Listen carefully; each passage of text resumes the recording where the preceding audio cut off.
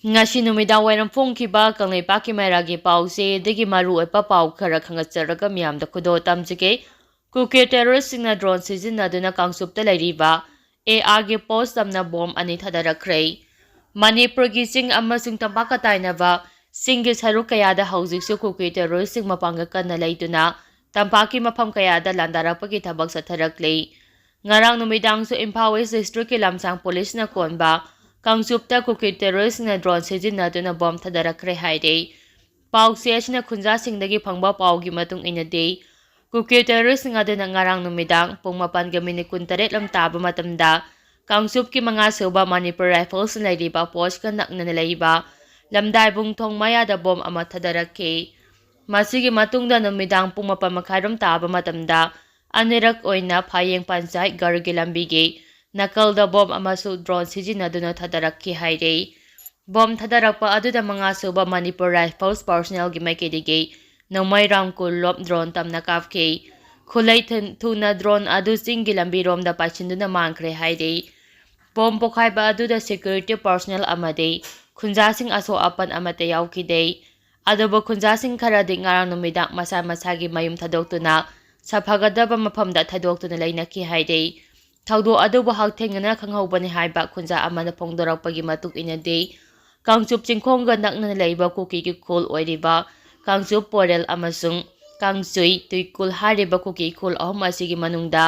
Kangchup porel hariba mafam asidagi drone sijinaduna bom thadarakpani haibagi chingnaba lei hariba khol asida CRPF ki chama 29 suba company amma deploy tawduna leire aduga Kangchup Chiru amadi sunungdasu CRPF ki chama 29 suba company amagi personnel sing leire masida sunatana Kangchup leiramba 12 suba Assam Rifles ki camp dasu chama 32 ki CRPF company amasu leiribane hariba mafam sing asida security force sing mapanga kanna leina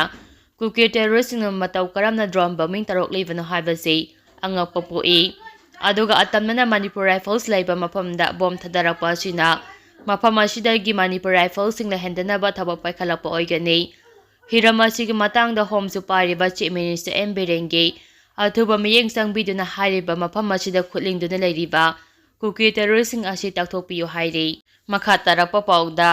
jiribamda accident thokpada CRPF personnel 12 sokle ngarang numidang pung 3 lom taba matamda Jiribam district JT road paring gilalting khang khulmapada CRPF ki Casper gari ama accident thokpadagi gari aduda tongduna lakpa CRPF jawan 13 aso apanangkhre haide accident aduda puna CRPF jawan 13 aso apanangbadagi khudakta manaknakpada leiba khunjasingi matengga loinana Jiribamgi phamung yangkhai leiba hospital da pukhatuna layeng chathake asopa jawan singi manungda jawan marigi phibam khara thina sokpadagi Silchar Medical College and Hospital da refer tawduna haujik layeng chathari soklawa jawan tarena ka hena sopo oidavana phamung yangkhai ge hospital oiriba jiribamda layeng haujik makhata na chathari haide makhata rakpa pauda QNet Noida Sector 143 scam ge matangda kupna thijimba hore KCP PWG lamdam sigi aina thengkraba laraufa ama oiriba KCP PWG gi PRO jingkhai ngambana press thadorakpa serol amana khangalakliबade QNet Noida Sector 143 scam gi matangda laraufa asina thigapa haure haibaga loinana leibak miyam gi wakhal chingsinjari madudi hauji social media da RK production hariba media page asina expose tawrakliba QNet Noida Sector 143 telephonic online scam asigi matangda lalaufa sida masing yamlaba victim chingna complaint amalakpadagi hariba scam asibu lupasina ngasidagi kupna thijimba hauragani haide cherol asina hai scam asida mapung oina chenariba miyoi singi maming oina pallabada Moirangthem Bablu Moirangthem Arya Thoksom Sarat Kumar Ningthongsom Puspa Thoksom Milan Ningthongsom Dinku Singha Yengkhom Omendra Man Leader Rakesh Khongdram Dananjoy Mani Kumar Haisnam Rajkumari Khelodini Devi Nelson Thinga Man Accused Jitesh Soleren Lakpam Ingudam Sanathoisannu Ningthongsom Lakshmi Devi Sector Mayum Udit Kumar Singha Arya Moirangthem Koko AB Yumnam Omendra Yengkhom Romi Salam Asias Moirangthem, Kennedy Singha, Moirangthem, Aryabhatra Singha, Amom Pravin, Regat Moirangthem Amade, Nika Singha Hariba Miyoi Kungatare Asina Haide, Siol Asina Hai, Nupa Maza Nupi Maza Singha Sigi Mama Mapa Oiba Singna, Atuba Matamda Isa Isagi Isa Sing Noida de Kautopiduna. Loop asida numit humnigi manungda sangjaraknaba loop asin haijare. Loop na phangba pauda hariba mi khara asina QNet kauba campaign ama establish tawraga samjaraba leba asigi naha singna thaba phangangani haraga noida da kauraga candidate singdagi sel lawraga scam asi chalaibane. Maram asina loop asina scam asigi matangda task force ama sembaga lonina masida chenariba scammers ngasibu asum arangi matung ina cherak pinaba investigation haujare. Aduna lupna thamliba matam asidagi noma thengthadana lupta angangsing asigi mama mapa oiba oibasingna changjarakadabani haiba wafam su phongdorakli. Makha tarapa pauda Manipur gi governor ga baraki president ga unadana wari sanakhre. Manipur gi chief secretary oina thau tawragadaba Prasan Kumar Singha PK Singha na ngarang Imphal da aeroplane thunglaba matungda Manipur governor AK Balaga unadana wari sanaraba matungda ngasi nungthil pung 2:32 taba matamda governor Delhi gi damakta Imphal thadokki. Masigi matungda ngarang Delhi da thunglabaga ngasi India gi president Draupadi Murmu ga Delhi da unaduna wari sanakhre haide.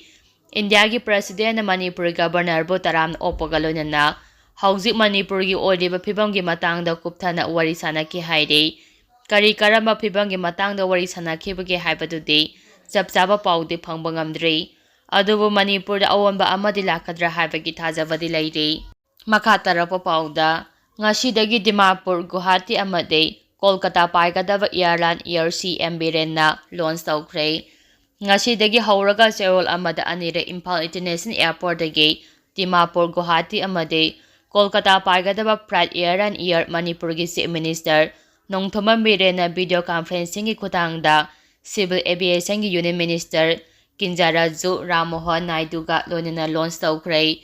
Ngasi Imphal International Airport launch tawbagi tharam aduga mari lenana Chief Minister M Birenna phongdokhibada hauzik leba asige law and order gi phibam asi yenglaga atopa state singda miyamna bailota chapagi khudongchadaba kaya mayoknariba adu koanabagi damak airline air ga agreement tawnaduna lupa lising ani degi lising manga fawada ahongba mamalda miyamba flight tongduna chapa yanabagi damak Manipur lengagi transport department asinbane. Mahakna makhatana hai Manipur irang asigi khudongchaba lawraga flight ki maman hengalakliba chisu hantahanaba honnare. Dimapur Guwahati amadi Kolkata fawa normal pricing na su Manipur gi irangi khudongchaba lawraga air ticket ki mama hengalaktanaba Civil Aviation Minister da haijakhre. Lonina Indigo Air India amadi Zeta hainabagi thabaksu lengang hauzik yamna kana paikhalli. Ngasi haudokliba airline viability gap funding gi makhada Manipur lengaki senthang makhada ne anuba flight asi ayuki matamda Imphal dagi Guwahati dagi Imphal lebaga lonina numida waramda Imphal dagi Kolkata dagi Imphal service laigani haide.